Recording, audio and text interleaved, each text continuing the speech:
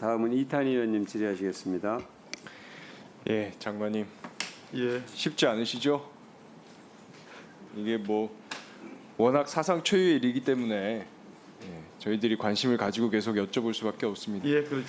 장관님께서 어쨌든 검찰 사무 최고 감독자시고 비위에 대한 감독 권한도 당연히 있으시고요. 비위 의혹이 제기되는 경우에 그 보도 내용을 파악하고 해당 내용에 대해서 답변하실 의무도 당연히 있으십니다. 그렇죠? 예, 맞습니다. 그래서 성실하게 답변해 주시고 있는 것에 대해서 감사하게 생각합니다. 지금 여러 가지 이야기들이 나오고 있는데 사실은 이 사건은 핵심이 이게 찌라시에 보도됐든 일간지에 보도됐든 꼭지가 한 꼭지건 열 꼭지건 지금 이게 핵심이 아니고요. 지금 디지털 자료가 나왔습니다. 디지털 자료가 나왔어요. 그래서 이것이 지금 온 국민의 관심사가 됐고 모든 언론인들의 취재 대상이 됐고 우리 국회의원들이 지금 수많은 사람들이 여기 밤늦게까지 모여서 현안 질의를 하고 있는 겁니다. 근데 지금 이 부분에 대한 이야기가 좀 뒤로 밀리는 것 같아서 다시 제가 중심을 잡아보겠습니다. 화면 한번 보여주시죠. 이게 보면 언론을 통해서 공개된 김웅 의원의 텔레그램 화면입니다. 제가 혹시나 해가지고 김웅 의원님 혹시 프로필 사진이 이게 맞나 확인해봤어요. 지금도 쓰고 계신 프로필 사진이에요. 이게. 지금 현재 이 시각에도. 여기 보면 손준성 보냄 이렇게 써 있죠. 다시 돌려주세요. 첫 페이지로.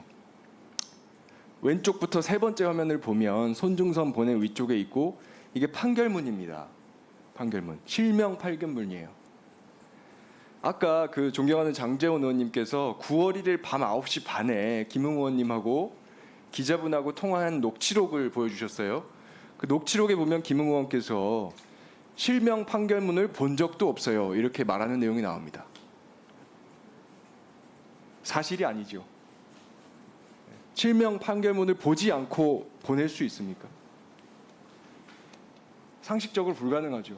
텔레그램으로 받아서 보냈는데 그랬다는 디지털 자료가 나왔는데 보지 않았다. 사실이 아니죠. 이것이 만약에 사실이려고 하면 유일한 가능성은 이게 조작됐어야 됩니다. 그죠? 이 화면이. 그럼 조작됐을 가능성이 얼마나 됩니까? 이게 지금. 우리가 조작됐으라고 본다고 하면 그럴 만한 특별한 사정이 있어야 되지 그거에 대한 이야기는 전혀 없어요. 자, 그리고 다음 페이지를 넘겨주십시오. 자, 여기 보면 확인하시면 방폭파. 지금 이 김웅 의원께서 보내신 메시지 내용입니다. 이게 디지털 자료가 이렇게 그대로 있어요. 이 내용에 대해서 김웅 의원께서 오늘 뭐라고 해명을 하셨냐면 대화방을 삭제한 것은 위법 여부와는 무관하게 제보자의 신원을 보호하기 위한 일상적인 일입니다. 라고 했어요. 제보자의 신원을 보호한다.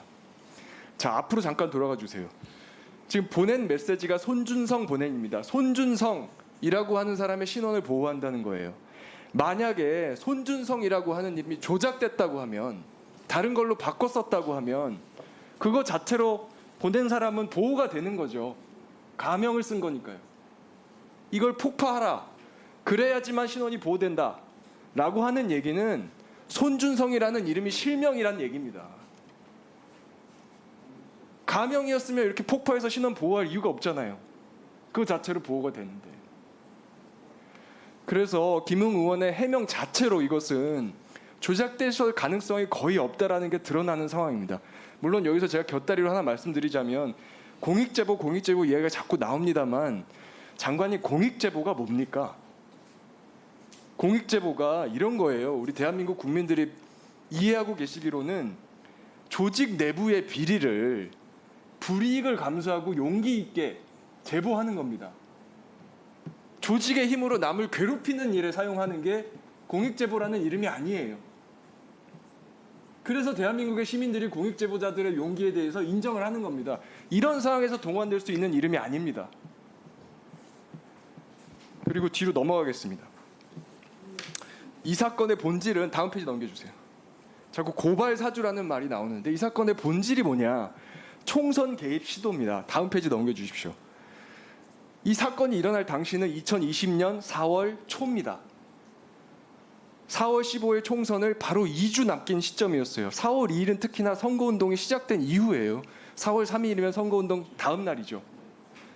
다음 페이지 넘겨주십시오. 이 지금 내용은 손중성 검사라고 하는 현직 검사가, 대검에서 근무한 현직 검사가 총선 때니까 후보들이 많았을 거 아니에요? 기호 1번, 기호 2번, 기호 12번까지 쭉 있었겠죠. 그런데 이 중에 유독 기호 2번 후보에게 고발장을 넘겨줬고, 그 고발장의 내용이 기호 12번이라는 후보한테 데미지를 줄 수 있는 내용이고, 거기에는 기호 1번 후보도 연루돼 있다라는 내용이 고발장에 적혀 있습니다.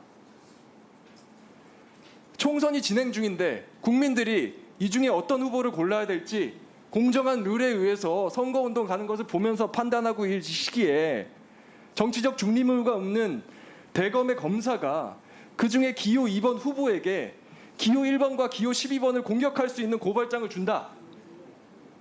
이게 있을 수 있는 일입니까? 그래서 이 사건의 본질은 고발 사주가 아니라 총선 개입입니다. 그리고 다음 페이지 넘겨주십시오. 그 다음 페이지 넘겨주세요. 이것은 공직선거법상으로 제85조 1항 선거관여금지입니다. 선거관여금지 위반이에요. 공무원은 정치적 중립에 따라서 선거에 영향을 미치는 행위 할 수 없습니다. 이것을 위반하는 행위에 대해서는 5년 이하의 징역, 2천만 원 이하의 벌금에 처하게 되어 있습니다. 더 심각한 건 다음 페이지 넘겨주십시오. 86조 1항 2호에는 이런 내용도 있어요. 공무원은 선거운동의 기획에 참여하거나 그 기획의 실시에 관여하면 안 됩니다. 선거운동이 뭐죠, 장관님? 선거운동은 특정한 후보의 당선이나 당선이 되지 않게 하는 데 기여하는 모든 행위가 선거운동입니다.